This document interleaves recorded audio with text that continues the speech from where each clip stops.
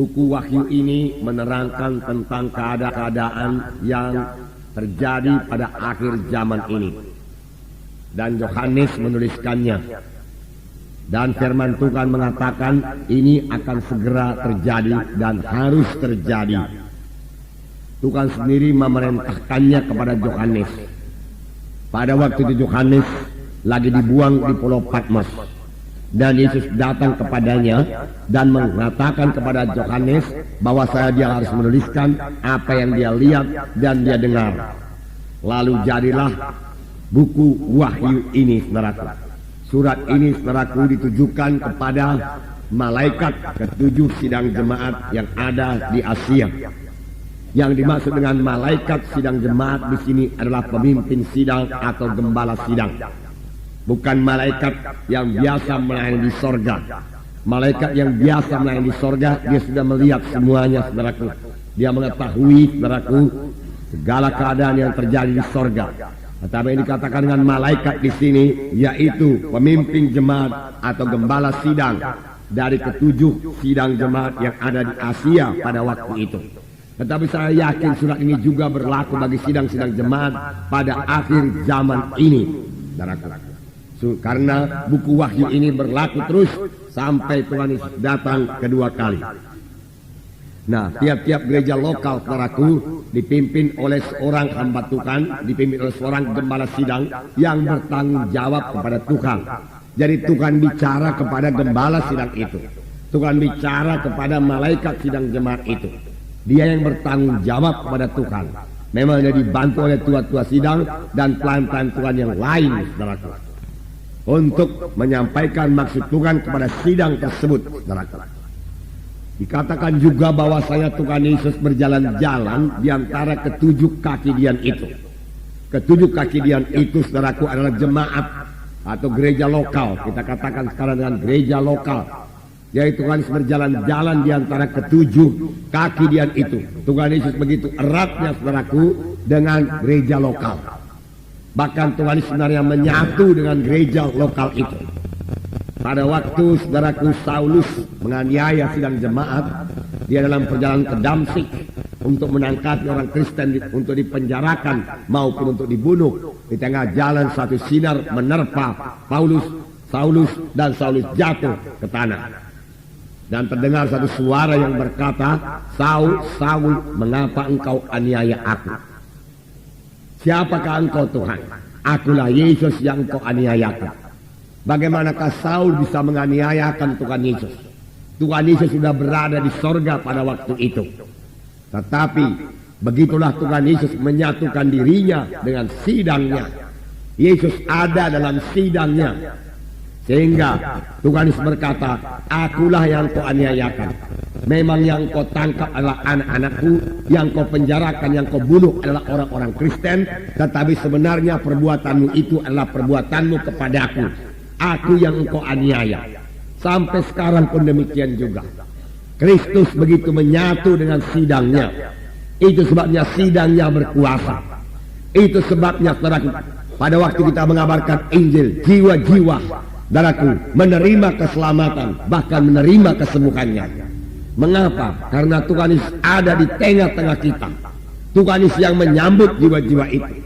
Sebenarnya lebih jauh lagi, Tuhan Yesus yang membawa jiwa-jiwa itu.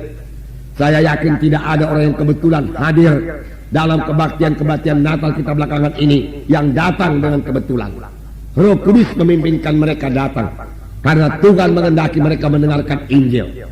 Karena ada firman Tuhan juga berkata, sebelum Tuhan Yesus datang kedua kali, Injil harus dikabarkan ke seluruh muka bumi ini, sehingga tidak ada nanti orang yang berdalih-dalih. Dia sudah mendengar berita Injil. Sekarang terserah kepada mereka untuk menerima atau menolaknya. Tuhan tidak akan pernah memaksa mereka. Saudaraku, mengapa Tuhan membangunkan gereja lokal ini? Dan dalam buku Matius dikatakan, pintu alam maut sekalipun tidak bisa mengalahkannya. Jadi gereja lokal ini, gereja Tuhan ini akan hadir sampai Tuhan datang kedua kali. Bahkan gereja lokal inilah, gereja yang hidup inilah yang akan menjadi pengantin bagi Kristus, saudaraku. Yaitu saudara dan saya yang sudah selamat, yang sudah lahir baru, yang dibentuk terus sampai seperti Yesus. Dalam pembacaan Alkitab kita beberapa waktu yang lalu, dalam 1 Yohanes pasal 2 ayat 6 dikatakan, barang siapa yang ada di dalam Yesus, dia harus hidup sama seperti Yesus hidup. Memang ayat ini sebagai satu tantangan kepada kita. Kalau kita memakai pikiran manusiawi kita, rasanya tidak mungkin kita hidup sama seperti Yesus hidup. Bagaimana mungkin kita ini manusia biasa hidup sama seperti Yesus hidup? Tetapi firman Tuhan tetap ya dan amin. Standar Tuhan tidak pernah turun. Tuhan minta kita hidup sama seperti Yesus hidup. Berarti kita bisa hidup sama seperti Yesus hidup. Mengapa, saudaraku? Bagaimana firman Tuhan 2 minggu yang lalu saudaraku dikatakan, orang yang ada dalam Kristus tidak berbuat dosa lagi. Mengapa? Karena benih Allah tinggal dalam dia. Kita sudah lahir daripada Allah. Ada kehidupan Tuhan memasuki kehidupan kita. Dengan kehidupan daripada Tuhan itulah kita mengalahkan dosa. Sehingga dosa, maka setan tidak berkuasa atas hidup kita. Dalam kebaktian-kebaktian Natal, jiwa-jiwa ditantang untuk bertobat, meninggalkan semua dosa, meninggalkan semua kebiasaan-kebiasaan yang jelek. Banyak di antara mereka berpikir, saya tidak akan sanggup meninggalkan kebiasaan saya yang sudah begini lama mengikat saya. Saya sudah mencobanya beberapa kali, tetapi saya tidak juga berhasil. Memang dia tidak akan berhasil, saudaraku, sepanjang dia mencoba melepaskan kebiasaannya yang tidak baik itu dengan kekuatannya sendiri.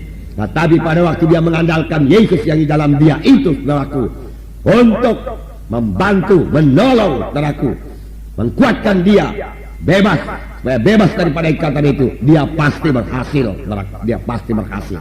Saya sendiri tidak bisa melaksanakannya. Saudara sendiri tidak bisa melaksanakannya. Tetapi kita tidak sendiri, saudara. Yesus di dalam kita itulah yang melaksanakannya. Oleh sebab itu, yang kita berkata, bersama-sama dengan Yesus kita melaksanakan pekerjaan yang besar. Tuhan Yesus juga berkata kepada kita, pekerjaan-pekerjaan yang aku kerjakan akan kamu kerjakan. Bahkan pekerjaan-pekerjaan yang lebih besar daripada ini akan kamu kerjakan karena aku pergi kepada Bapa. Yesus sudah di sorga sekarang, tetapi di dunia ini masih ada anggota tubuhnya yang akan mengerjakan pekerjaan Yesus. Saudara mengetahui pada waktu Tuhan Yesus berada di bumi ini, dia memakai tubuhnya berjalan ke sana kemari untuk memberitakan Injil. Dia mengulurkan tangannya menyembuhkan orang sakit. Dia memakai mulutnya mengabarkan Injil. Dia berkata, hai anakku, dosamu sudah diampuni. Memang 2 perkara yang dilakukan Tuhan Yesus yang paling banyak dilakukan Tuhan selama dia di dunia ini, yaitu dia berkata kepada jiwa-jiwa, hai anakku, dosamu sudah diampuni. Kemudian Tuhan Yesus berkata, hai anakku, sembuhlah engkau daripada penyakitmu itu. 2 perkara ini senantiasa dilakukan Tuhan. Pada waktu Tuhan Yesus berada di bumi ini, dia berjalan dengan kakinya dan dengan tangannya dia meletakkan tangan. Sekarang dia sudah ada di sorga. Bagaimana dia meletakkan tangan? Bagaimana, saudaraku, dia berkata lagi, hai anakku, dosamu sudah diampuni atau mengajar? Saudaraku, sekarang Tuhan memakai anggota tubuhnya, yaitu saudara dan saya, yang telah menggabungkan diri dalam satu gereja yang hidup, yang telah menyerahkan diri menjadi anggota satu gereja yang hidup. Bukan memakai sidangnya sekarang ini.